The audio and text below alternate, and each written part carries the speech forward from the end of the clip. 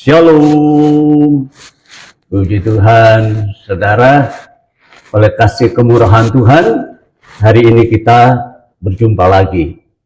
Haleluya. Ya, kita ada di dalam suasana ibadah dan tetap tujuan utama kita adalah untuk mendengarkan firman Tuhan. Ya, memang kita awali dengan menyanyi, memuji Tuhan. Tetapi ujungnya adalah yang sangat penting dalam kehidupan kita adalah kita mendengar firman Tuhan. Ya, karena jelas Alkitab mengatakan manusia hidup itu bukan hanya oleh roti saja, tetapi setiap perkataan yang keluar dari mulut Allah itulah firman Allah. Haleluya. Nah, saudara, di dalam kesempatan hari ini saya ingin membagikan berkat, ya, firman Tuhan dengan satu tema, yaitu ciri khas hidup, ciri khusus hidup orang percaya. Haleluya. Ya, jadi kita akan memperhatikan, melihat apa yang dimaksudkan dengan ciri khas itu, ya. Nah, saudara, ciri khas itu adalah keadaan yang mudah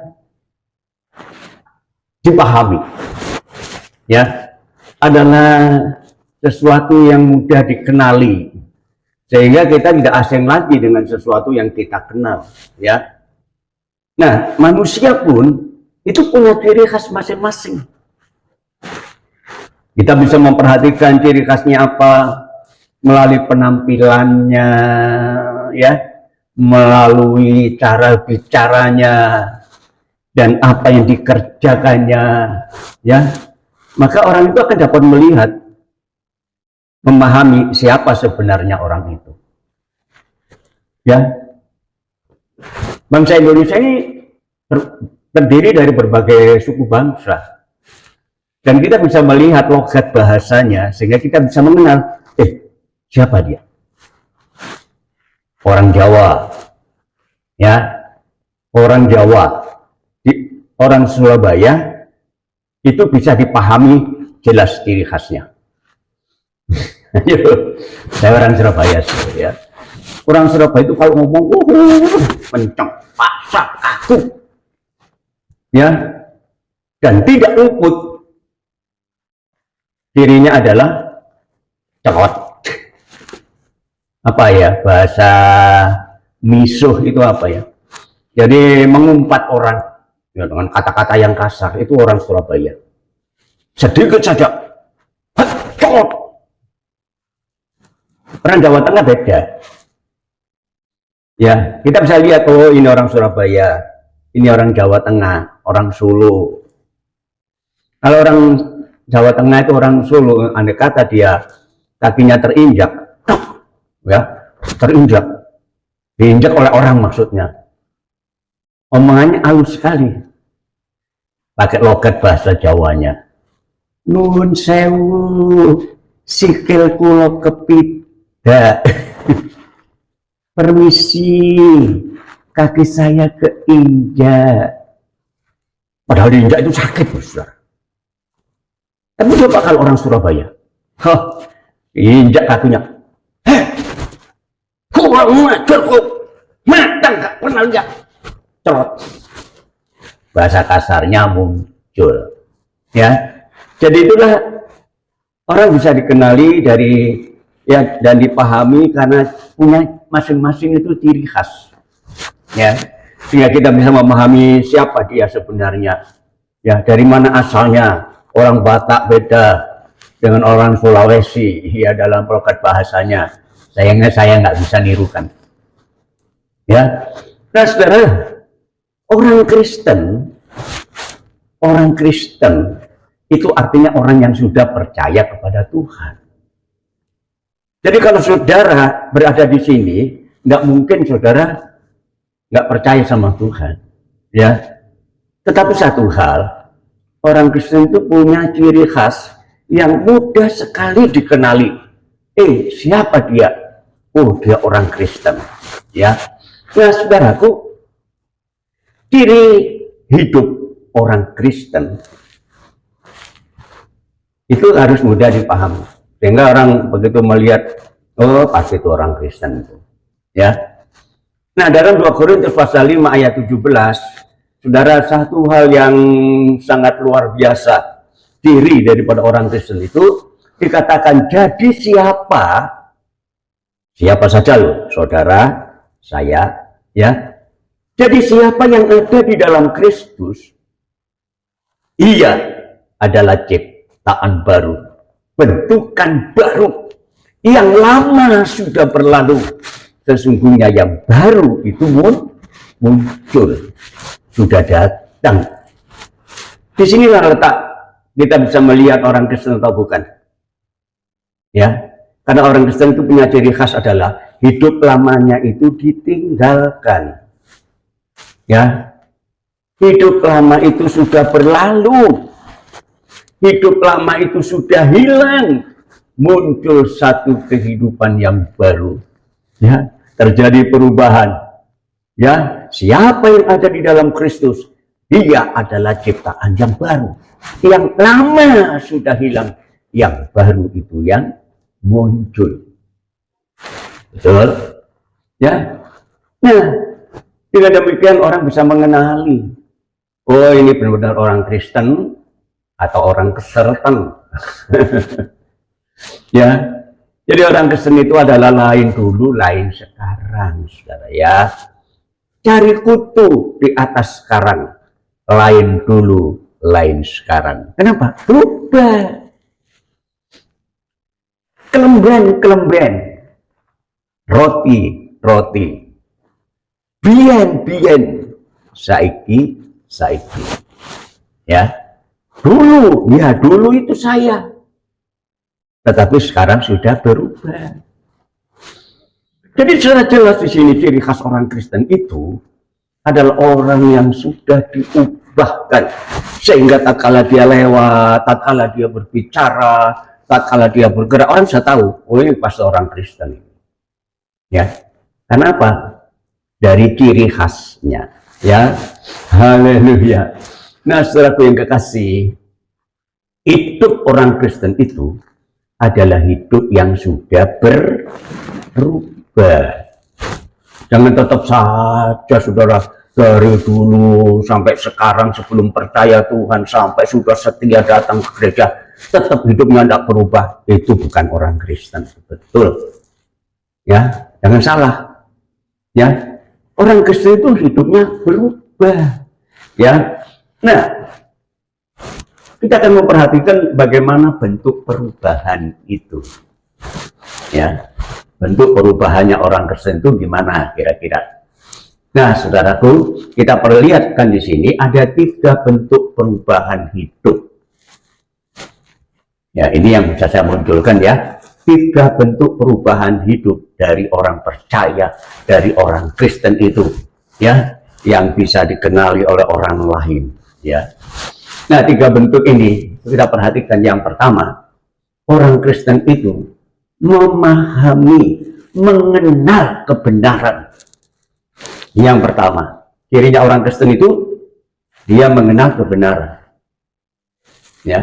Nah, yang kedua, orang Kristen itu hidup di dalam kebenaran. Dan yang ketiga, orang Kristen itu senang memberitakan kebenaran. Haleluya. 3 ciri khas ini orang Kristen bisa nampak, oh dia benar orang Kristen. Kenapa? Karena dia mengenal kebenaran. Kenapa? Karena dia hidup di dalam kebenaran. Kenapa? Karena dia tidak pernah berhenti menyaksikan kebenaran. Haleluya. Nah, kita lihat yang pertama, mengenal kebenaran, memahami kebenaran, Ya, mengenal kebenaran atau juga memahami kebenaran itu tidak hanya tahu, saudara. Ya, tidak hanya tahu. Oh, aku tahu dia, siapa itu? Ya, tidak. Saudara tahu saya kan? Tahu. Ya, tiap hari ketemu sih, ya, tiap ibadah mesti ketemu. Tapi tidak kenal benar dengan saya. Kenal enggak? Kalau saudara belum mengenal benar, itu hanya sekedar tahu. Ya, ada seorang hamba Tuhan yang dia sangat sekali mengenal saya. Ya, jadi kalau saya diberi kesempatan pelayanan di tempatnya, itu di daerah Minggiran Kediri, ya, saudara, maka dia selalu persiapkan kesukaan saya, karena dia kenal saya. Apa itu? Oh iya, sudah tahu semua kan? Lontong kikil. Lontong kikil. Saudara, dan pada suatu saat ketika saya berada di Jawa Tengah, ada jemaatnya ketemu. Ya, dia saling ngomong-ngomong, dia bilang, Pak, kalau Bapak yang pergi ke Minggiran, saya yang repot, Pak. Loh, memangnya kenapa? Saya selalu disuruh pergi membeli lontong kikil kesukaan Bapak. Jauh. Ya, dia tahu benar kesukaan saya. Betul, saudara. Ya, suatu saat saya dengan rombongan organisasi ke sana, dan karena saya diberi tugas untuk pelayanan di Minggiran, yang lain ada di Kediri, yang lain ada di Blitar, rombongan. Ya, dan tentu persinggahan yang pertama adalah di Minggiran, setelah itu saya ditinggal di situ. Nah, kemudian waktu kami dalam perjalanan ditelepon oleh Ibu Pendeta ini. Sudah sampai mana? Oh, saya sudah ini dekat dengan Kertosono. Ya, oh ya sudah. Nanti setelah itu nanti akan pindah kendaraan dibawa oleh anak saya. Loh, mana ini? Benar, saudara, ketika kita sampai di Minggiran, mobil parkir ini diganti dengan mobil anaknya. Silakan masuk. Diajak kemana, saudara tahu? Ke tempat penjual lontong kikil. Kenapa sampai sebegitunya? Karena dia memahami saya siapa. Dia kenal siapa saya. Ya. Jadi mengenal, dia harusnya paham dengan betul. Mengerti dengan benar. Nah, orang Kristen itu harus mengenal kebenaran. Tidak hanya tahu soal kebenaran. Ya. Nah, masalahnya sekarang, siapa? Siapa kebenaran itu? Nah, yang perlu kita kenal, kita harus pahami dia siapa itu kebenaran. Ya, haleluya. Nah, saudara, kebenaran itu ternyata adalah firman. Firman Allah itulah kebenaran. Ya, dan itu dikatakan di dalam 2 Samuel pasal 7 ayat yang ke-28. Oleh sebab itu, ya Tuhan Allah, Engkaulah Allah dan segala firman-Mu adalah kebenaran. Firman Allah adalah kebenaran. Engkau telah menjanjikan perkara-perkara yang baik ini kepada hamba-Mu. Jelas, saudara? Ayat mengatakan firman-Mu itulah kebenaran. Haleluya. Dalam Yesaya pasal 45 ayat 23, ya, seirama dengan itu, demi aku sendiri, kata Tuhan, aku telah bersumpah, dari mulutku telah keluar kebenaran. Jelas ya? Apa yang keluar dari mulut? Kebenaran. Apa itu kebenaran yang keluar dari mulut? Firman Allah. Suatu firman yang tidak dapat ditarik kembali. Dan semua orang akan bertekuk lutut di hadapanku dan akan bersumpah setia dalam segala bahasa. Jelas ya di sini? Kita harus mengenal kebenaran. Nah, siapa kebenaran? Ternyata kebenaran itu adalah firman. Nah, Tuhan Yesus sendiri pernah mengatakan dalam Yohanes pasal 17 ayat 17, kuduskanlah mereka di dalam kebenaran, dan firman-Mu adalah kebenaran. Haleluya. Nah, saudara, ternyata kebenaran itu adalah firman. Ya. Nah, tetapi apa hanya sekedar itu saja?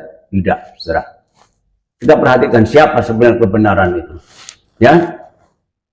Jadi, saudara pahami bahwa kebenaran itulah firman, itu memiliki kuasa cipta. Firman itu sanggup mengadakan yang tidak ada menjadi ada. Oh, ya, coba kita perhatikan dulu. Ya, firman itu punya otoritas tinggi. Ya, dalam Yohanes pasal 1 ayat 1 sampai 4. Pada mulanya adalah firman. Firman itu bersama-sama dengan Allah. Ya, seperti tadi dikatakan bahwa aku dalam perkataanku, dalam mulutmu, dari mulutku, ya, keluar itu firman. Pada mulanya adalah firman. Dan firman itu bersama-sama dengan Allah, dan firman itu sendiri adalah Allah. Luar biasa, saudara. Ya, kita harus mengenal kebenaran. Siapa kebenaran? Kebenaran itu adalah firman. Kebenaran itu ternyata adalah Allah sendiri. Amin. Haleluya. Dia pada mulanya bersama-sama dengan Allah. Segala sesuatu dijadikan oleh Dia. Tanpa Dia tidak ada satupun yang telah jadi dari segala sesuatu yang dijadikan. Amin. Ayat 4, dalam Dia, dalam Allah, dalam firman itu ada hidup, dan hidup itu adalah terang manusia. Saudara, segala sesuatu dijadikan oleh firman, ya, hanya dengan perkataan Allah. Kalau kita perhatikan dalam Kejadian pasal yang pertama, ya, dikatakan pada mulanya roh Allah melayang-layang, ya, di atas air itu. Dan kemudian dia berkata, jadilah terang. Lewat firman Allah, Allah mengatakan, jadilah terang. Terang pun jadi. Hebat. Jadilah cakrawala. Cakrawala pun jadi. Jadilah daratan dan lautan. Daratan lautan pun jadi. Jadilah ikan-ikan di laut, burung-burung di udara, dan binatang-binatang melata di atas bumi. Semua jadi oleh karena firman. Jadi firman Allah itu punya otoritas tinggi. Dia sanggup menciptakan karena Dia adalah Allah sendiri. Haleluya. Ya, saudaraku, kita harus memahami kebenaran ini. Ya, bahwa ternyata kebenaran itu adalah Allah sendiri. Amin. Tetapi yang paling dahsyat, paling luar biasa dikatakan, firman itu telah menjadi manusia. Firman telah menjadi manusia. Perkataan Allah, jadilah, maka jadi. Bukan Allah menjadi manusia loh, jangan salah. Ya, Allah telah menjelma menjadi manusia. Banyak yang salah ini. Kalau Allah itu menjelma menjadi manusia, berarti Allah nggak ada, karena sudah berubah. Contohnya, Pak Yakob telah menjadi monyet. Monyetnya ada, Pak Yakobnya nggak ada, karena sudah menjelma jadi monyet. Ya, tetapi Allah menyatakan diri ke dalam dunia ini melalui firman-Nya, dan firman itu telah menjadi manusia. Ini hebatnya. Yohanes pasal 1 ayat 14 dikatakan, firman itu telah menjadi manusia. Sebagai wujud penyataan diri Allah, firman itu telah menjadi manusia dan diam di antara kita, dan kita telah melihat kemuliaannya, yaitu kemuliaan yang diberikan kepadanya sebagai anak tunggal Bapa. Kita bisa melihat kemuliaan firman yang telah menjadi manusia itu. Itulah anak tunggal Bapa. Dia penuh kasih, karunia, dan kebenaran. Siapa itu? Itulah Yesus Kristus. Kenal sekarang kita ya. Jadi orang Kristen itu harus mengenal Tuhannya, memahami Tuhannya, bukan hanya sekedar tahu. Banyak loh orang-orang yang di luar Tuhan tahu tentang Tuhan Yesus. Ya, kalau ada yang tanya, kamu tahu nggak Tuhan Yesus? Oh tahu. Tuhannya orang Kristen itu kan hanya sekedar tahu. Tapi kita harus mengenal dengan benar. Ya, memahami dengan benar siapakah Yesus Kristus itu. Dan kalau kita memahami ini, saudara, kita adalah orang yang paling bisa menikmati sesuatu yang sangat dasar. Ya, karena Tuhan Yesus mengatakan dalam Yohanes pasal 14 ayat yang ke-6. Kata Yesus kepadanya, akulah jalan, dan akulah kebenaran, dan akulah kehidupan. Tidak ada seorang pun yang bisa sampai kepada Bapa yang ada di surga kalau tidak melalui aku. Saudara perhatikan. Dia mengatakan ini bukan berarti dia berkata, akulah penunjuk jalan. Bukan. Tapi dialah jalannya.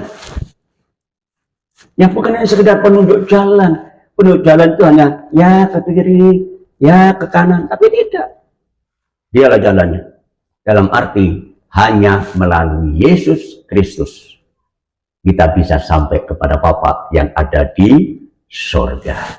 Hanya melalui Yesus Kristus kita diselamatkan. Amin. Banyak orang nggak ngerti loh. Banyak orang nggak paham. Makanya mereka masih mencari-cari selagi ada di dunia ini, berusaha untuk menerima keselamatan itu bagaimana caranya, masih cari jalan dengan jalan beragama dan lain sebagainya. Agama Kristen pun tidak bisa menyelamatkan. Karena agama itu hanya wadah, saudara, di mana kita bisa menemukan jalan yang benar. Ternyata Tuhan sendiri yang mengatakan, akulah jalannya, akulah kebenaran itu, dan akulah kehidupan. Berbahagialah saudara, kalau saudara paham benar dengan Tuhan Yesus yang saudara percayai. Nggak sia-sia saudara jadi orang Kristen. Nggak sia-sia saudara setia beribadah, selalu memuji Tuhan. Dan itu didasari karena kita paham, kita kenal siapa yang kita puji dan sembah. Itulah Yesus, jalan kebenaran dan kehidupan. Haleluya. Nah saudaraku, jadi jelas ya, siapakah kebenaran itu? Kebenaran itu adalah firman. Firman itu adalah Allah sendiri, dan firman itu telah menjadi manusia, itulah Yesus sebagai jalan keselamatan. Biar kita tidak lama lo tinggal di dunia, berapa umur kita sih? Ya berapa? Saya lihat di WA grup, pasti ada informasi pendeta A sudah dipanggil Tuhan, pendeta B dipanggil Tuhan. Ya itu karena grupnya hamba-hamba Tuhan ya. Banyak pendeta-pendeta yang sudah mati. Oh, tapi berbahagialah mereka. Karena apa? Mereka sudah mengenal jalan kebenaran dan kehidupan. Itulah Tuhan Yesus. Tidak menutup kemungkinan bagi saudara semua. Ya saudara, satu saat umur buat saudara berapa? Tidak lama setelah kita tinggal di dunia, tapi kita bisa bangga karena kita mengenal Yesus Kristus Juru Selamat. Amin. Amin. Amin. Haleluya. Nah, saudaraku, yang kedua, tidak hanya kita kenal saja, belum cukup. Tapi yang kedua, kita hidup di dalam kebenaran. Artinya apa? Hidup itu dikuasai oleh kebenaran. Karena namanya di dalam kebenaran, ya, dikuasai. Jadi tidak hanya paham saja siapa itu kebenaran. Kebenaran itu adalah Yesus Kristus sendiri. Nah, selanjutnya sebagai orang yang percaya kepada Tuhan, sebagai orang Kristen, kita memiliki diri hidup di dalam kebenaran. Haleluya. Nah, hidup di dalam kebenaran. 3 Yohanes pasal 1 ayat 3 sampai 4. Di situ dikatakan lewat suratnya Rasul Yohanes, sebab aku sangat bersuka cita ketika beberapa saudara datang dan memberi kesaksian, melaporkan tentang hidupmu. Waduh, tentang orang-orang yang sudah dipanggil Tuhan dan percaya. Tentang hidupmu di dalam kebenaran. Sebab memang engkau hidup di dalam kebenaran. Saudara, tidak hanya kenal saja, tetapi hidupnya itu di dalam kebenaran, artinya dikuasai dengan kebenaran. Dikuasai oleh firman, artinya dikendalikan oleh firman Allah. Ya, bagiku tidak ada sukacita yang lebih besar daripada aku yang sudah mendengar bahwa anak-anakku hidup di dalam kebenaran. Betapa bangganya rasul-rasul melihat orang-orang yang sudah percaya Yesus tidak hanya sekedar mengenal, tetapi juga hidup yang selalu dipimpin, hidup yang selalu dikendalikan, ya, oleh kebenaran. Ya, saudaraku, jadi sekali lagi hidup ini tidak hanya sekedar mengenal, ya, tapi kita harus hidup menyerahkan diri, dikuasai dan dikendalikan oleh firman Allah, ya, sehingga kita memiliki kehidupan itu dikendalikan oleh Allah, tentu dikendalikan kepada jalan yang benar, ya. Jadi apa yang kita kerjakan tidak ada yang bertentangan dengan kehendak Allah, ya, karena kita tidak berjalan menurut mau kita sendiri, ya. Kita berjalan dalam hidup ini karena kita dikendalikan, ya. Tuhan Yesus pernah mengatakan, ya, tangguhlah kok, pikulah kok yang kupasang, sebab kok yang kupasang itu manis rasanya.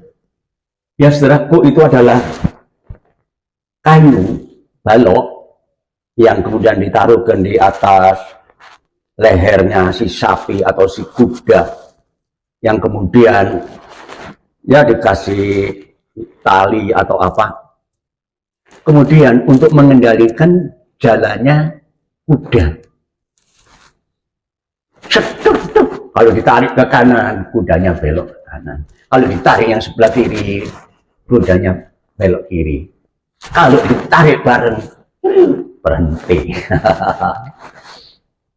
Ya, saudara, jadi artinya hidup ini, kalau kita hidup dalam kebenaran, kita dikendalikan oleh kebenaran, dikendalikan oleh firman, bukan mau-mau kita. Ya, suka-sukaku Tuhan, suka-sukaku Tuhan. Hidup orang Kristen maunya sendiri, tapi tidak. Orang yang mengenal kebenaran harus hidup di dalam kebenaran. Ya, memang rasanya nggak enak, saudaraku, karena tidak ada kebebasan untuk bergerak sesuai dengan apa yang diinginkan, ya. Nah, kita baca di dalam ayat pasal 29 ayat yang ke-14. Aku berpakaian kebenaran dan keadilan, ya, menutupi aku seperti jubah dan serban. Saudara lihat orang berjalan pakai jubah dan serban. Saudara, itu semua hampir tertutup, rapat. Jadi bodinya tidak bisa dilihat dengan benar apa itu, karena tertutup dengan jubah. Belum lagi wajahnya, mungkin hanya matanya sedikit yang karena untuk melihat tidak tertutup. Diselubungi. Ayub berkata, aku berpakaian kebenaran. Dan kebenaran itu sebagian, kebenaran dan keadilan itu menutupi aku seperti jubah dan serban. Sehingga ketika orang melihat aku berjalan, mungkin Ayub melanjutkan berkata begitu ya, maka dia melihat jubah yang aku pakai, bukan diriku. Saudara, ketika kita berjalan, orang melihat bukan diri kita lagi. Ya, hidupku bukannya aku lagi, sebab Yesus dalamku. Hidupku bukannya aku lagi, tapi Yesus dalamku. Jadi artinya gini, saudara, bahwa ketika kita melangkah, ketika kita bergerak, ketika kita bicara, yang muncul itu kebenaran. Artinya apa? Kita melangkah dipimpin oleh kebenaran. Kita bergerak dipimpin oleh kebenaran. Tatkala kita berbicara, kita pun dipimpin oleh kebenaran. Amin. Ya, jadi bukan sekali lagi bukan mau-mauku sendiri, saudara. Ya, jadi kita harus tetap bertahan.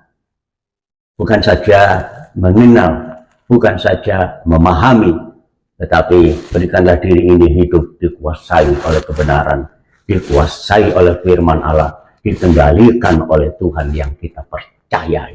Ya, haleluya. Di dalam Efesus pasal 4 ayat yang ke-24, di situ dikatakan, dan aku mengenakan manusia baru,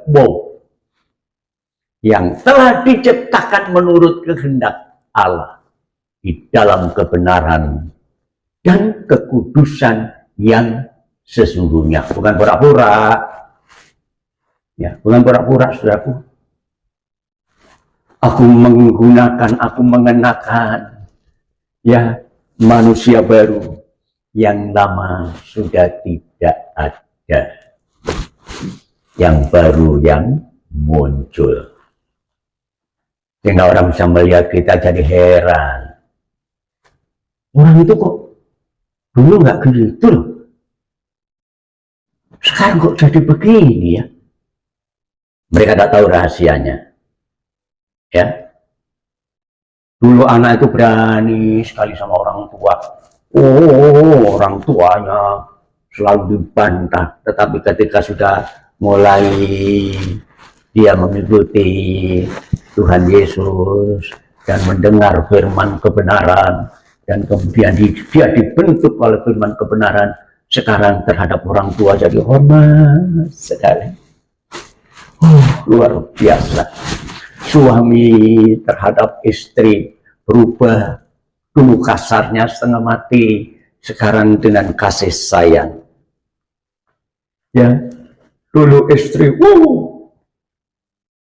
sama suaminya galak sekali. Tapi ternyata setelah rajin beribadah, rajin mendengar firman Allah, maka hidupnya berubah.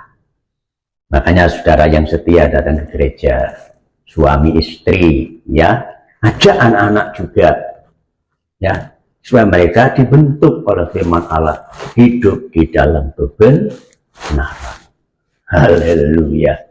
Ya.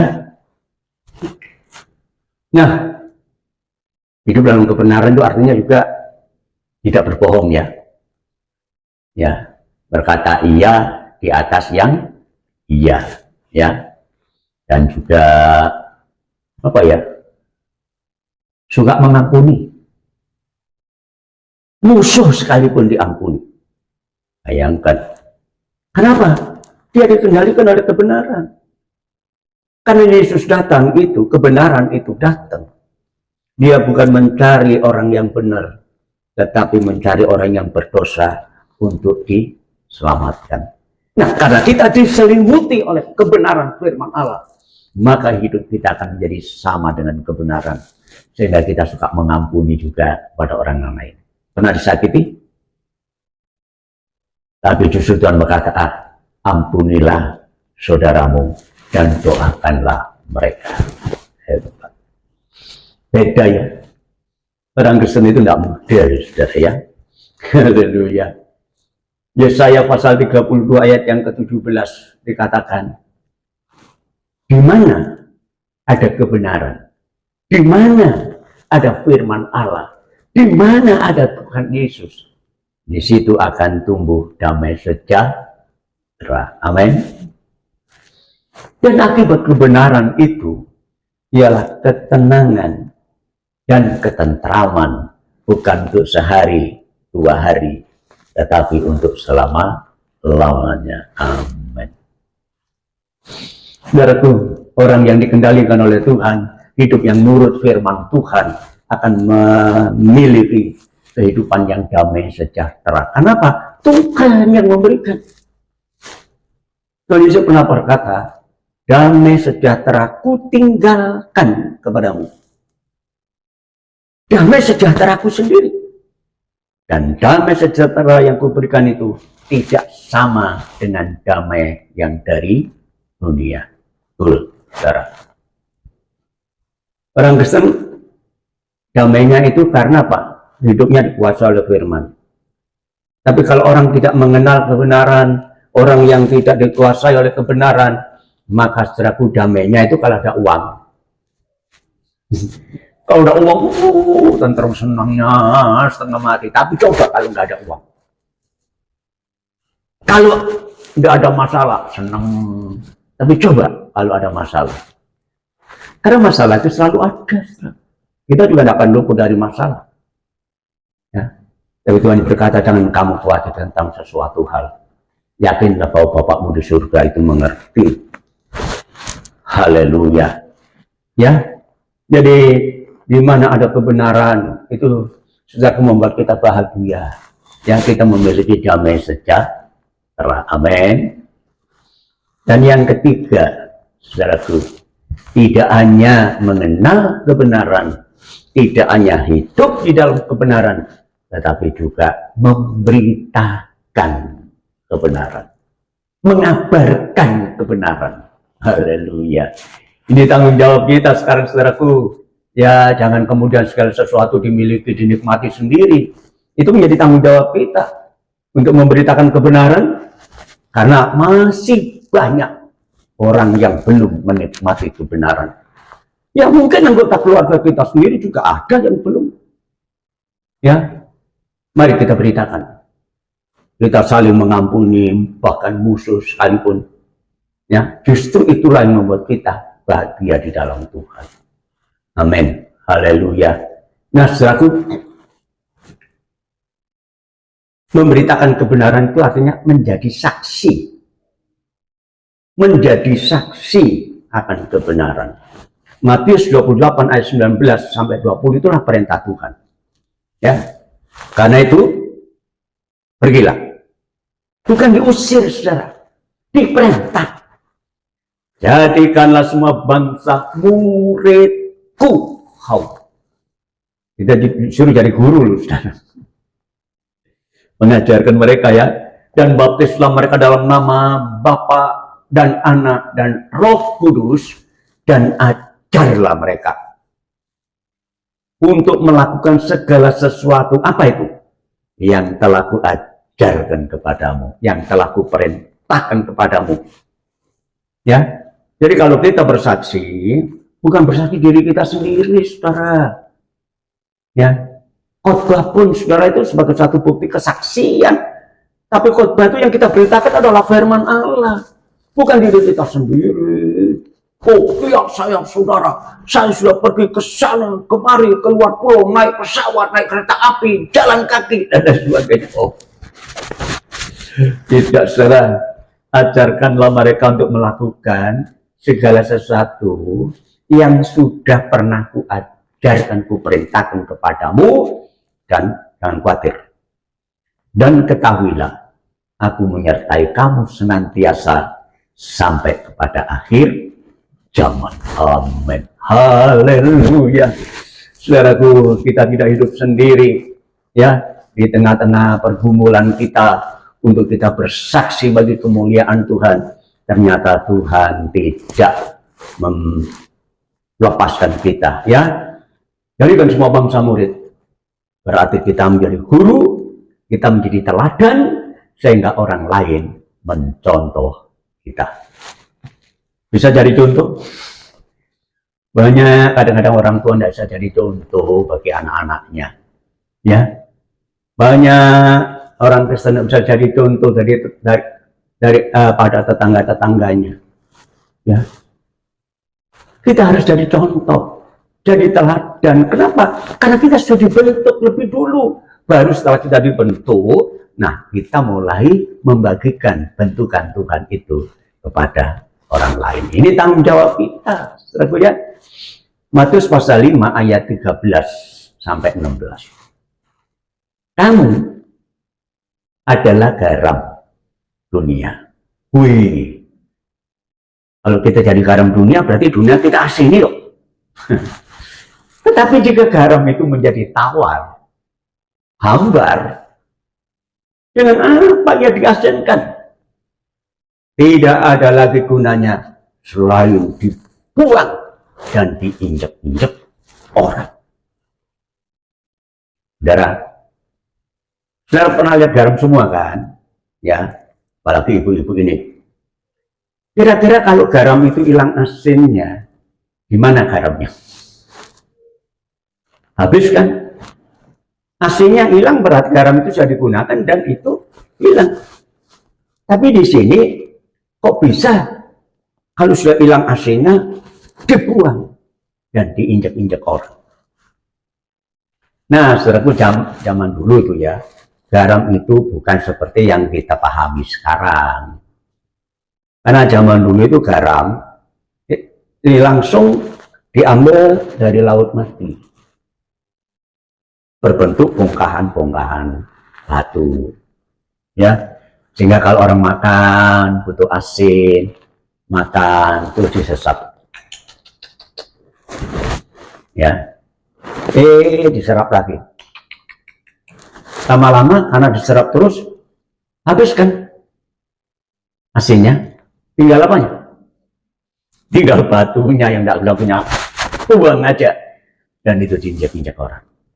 Saudara, aduh luar biasa, saudara dan saya ditempatkan dalam dunia ini sebagai garam untuk menggarami dunia ini, untuk membuat sedap dunia ini, membuat nyaman sekeliling kita. Tapi kalau kita sampai gagal, kita tidak bisa jadi berkat. Oh, kita diinjak-injak, saudara. Ya, Tuhan juga katakan kamu adalah terang dunia.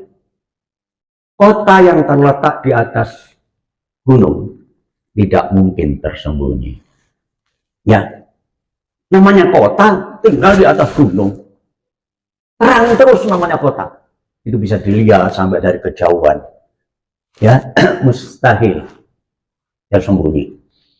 Saudara, ketika saya pertama kali masuk di wilayah sini, saudara, itu belum ada apartemen yang tinggi-tinggi, ya, belum ada itu hotel-hotel, rumah yang mewah-mewah, itu belum ada. Ya, semua masih banyak tanah-tanah kosong, ya. Dan saudara, kalau malam saya bisa lihat noleh ke selatan sana, kok ada lampu-lampu di atas ketinggian. Nah, saudara, ternyata itulah kota yang di atas. Dari jauh pun kelihatan terangnya. Amin. Nah, saudaraku, kamu adalah terang dunia. Kota yang terletak di atas gunung tidak mungkin tersembunyi, pasti kelihatan. Saudara, terang kita harus nyata bagi semua orang. Jangan sampai orang tidak melihat terang kita, ya. Dan lagi pula, orang tidak menyalakan pelita, pelita sudah dinyalakan, lalu meletakkannya di bawah gantang, taruh duduk di bawah tempat makanan gantang, ya, melainkan di atas kaki dian sehingga menerangi semua orang di dalam rumah itu. Saudara, kalau kita sebagai terang tapi salah menempatkan diri, ditempatkan di bawah gantang, artinya dikuasai oleh gantang tempat makanan, ya, dikuasai dengan ekonomi kita, kebutuhan kita terus, sehingga kita tidak bisa menjadi terang karena hidup kita dikuasai oleh gantang ini, oleh kebutuhan hidup ini. Saudara, mari letakkan di kaki pelita sehingga menerangi semua orang. Amin. Inilah tanggung jawab kita, saudaraku, ya.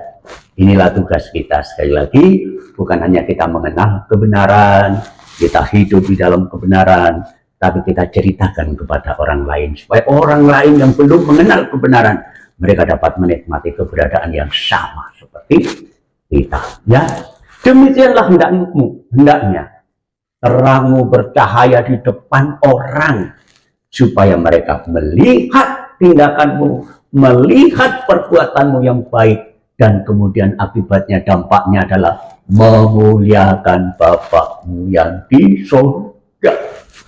Ini tujuannya, saudaraku, supaya Bapa dipermuliakan melalui tindakan kita, melalui sikap hidup kita, karena kita bisa menjadi kesaksian, kita menjadi terang, ya. Haleluya. Ya, saudaraku yang kekasih, untuk mendapat menjadi kesaksian kebenaran itu tidak mudah memang. Banyak tantangan, ya, banyak hambatan, ya, banyak orang Kristen teraniaya, ya, terus, saudaraku. Jadi tidak mudah, tidak semudah itu orang bisa menerimanya, walaupun nyata-nyata ini kebenaran, ya. Yohanes pasal 15 ayat 18 sampai 20 dikatakan, ya, kalau kita dalam permasalahan hidup karena kita berusaha untuk menyaksikan terang itu, jikalau dunia membenci kamu, nah, jelas di sini ada kata membenci, berarti kita nanti satu saat juga akan dibenci. Nah, sampai saat ini kita melihat kasus-kasus yang terjadi. Ingatlah, kata Tuhan, bahwa sebelum ia tak membenci kamu, ia telah lebih dulu membenci aku daripada kamu. Nah, saudara, kita lihat bahwa ternyata kebencian itu sudah berada pada saat Yesus masih ada di muka bumi. Nah, sekiranya kamu dari dunia, tentu dunia adalah mengasihi kamu sebagai miliknya. Aman kalau kita dari dunia. Artinya apa? Ya. Tetapi karena kamu bukan dari dunia. Loh, dari mana? Nah, melainkan aku telah memilih kamu dari dunia. Kita memang sama dengan mereka semua, kita hidup di dalam dunia. Tetapi Tuhan memilih kita dari dunia. Nah, karena kita orang yang terpilih, sebab itulah dunia membenci kamu. Ya, ingatlah apa yang telah kukatakan kepadamu. Seorang hamba, utusan, tidaklah lebih daripada tuannya yang mengutus. Ya, jikalau mereka telah menganiaya aku, mereka juga akan menganiaya kamu. Jikalau mereka telah menuruti firmanku, pasti mereka juga akan menuruti perkataan. Ini, saudara. Jadi satu hal apa yang dialami oleh Tuhan, ketika kita menjadi saksinya Tuhan, itu akan jadi pengalaman dalam hidup kita. Ya, terus, saudara, jadi sekali lagi tidak mudah jadi orang Kristen ini, ya. Tapi dalam 2 Timotius pasal 2 ayat 15, Paulus menasihatkan, usahakan, ya, supaya engkau layak di hadapan Allah. Tetap layak apapun yang terjadi, sebagai seorang pekerja yang tidak usah malu, yang selalu berterus terang memberitakan perkataan kebenaran itu. Saudara, apapun yang terjadi, udah, jangan malu, jangan takut, ayo beritakan kebenaran itu. sampai nanti pada saatnya Tuhan akan memanggil kita semua untuk pulang menghadap hadirat-Nya. Amin. Ya, haleluya. Saudaraku, memang masalah pasti ada, ya. Namun, bila kita bertahan dan tetap setia kepada Tuhan dan melaksanakan apa yang Tuhan perintahkan, kemuliaan yang akan datang itulah menjadi bagian dalam hidup kita. Haleluya. 2 Korintus pasal 4 ayat 16 sampai 18. Sebab itu kami tidak tawar hati, kata Paulus. Tetapi meskipun manusia lahir kami ini yang nampak ini semakin merosot, semakin banyak kehilangan, namun manusia batinia kami dibaharui dari hari ke hari. Tiap hari dibaharui, tiap hari dibentuk, walaupun kondisi jasmani ini seringkali merosot. Ya, kebutuhan hidup merosot, kesehatan merosot, tetapi hatiku tetap seger. Haleluya. Senang selalu senang, oh, senang selalu senang, selamanya Tuhan sertaku, selamanya Tuhan sertaku, senang selalu senang. Orang Kristen yang sudah mengenal kebenaran dan dipimpin oleh kebenaran, kesenangan itu bukan karena perkara duniawi, tetapi karena penyertaan Tuhan di dalam segala hal. Amin. Haleluya. Ya, sebuah penderitaan yang ringan yang sekarang ini akan mengerjakan bagi kita, bagi kami, kemuliaan yang kekal, ya, yang melebihi segala-galanya, yang lebih besar daripada penderitaan kita, ya. Haleluya. Kemuliaan itu lebih besar dari apa yang kita alami sekarang. Sebab kami tidak memperhatikan yang kelihatan, melainkan yang tidak kelihatan. Karena yang kelihatan itu hanya sementara saja, saudara. Apa yang kita lihat itu di dunia sementara saja. Sedangkan yang tidak kelihatan, kemuliaan itu adalah kekal. Amin. Haleluya. Ya, saudaraku. Nah, sebab itu marilah kita tidak hanya sekedar mendengar firman Allah, ya, tapi kita mulai hidup sesuai dengan firman Allah. Saya sebagai pemberita firman Allah yang terlebih dulu mendapatkan teguran, ya, mendapatkan berkat-Nya, dan sekarang saya bagikan kepada saudara. Amin. Saudara siap? Haleluya. Tuhan memberkati kita semua.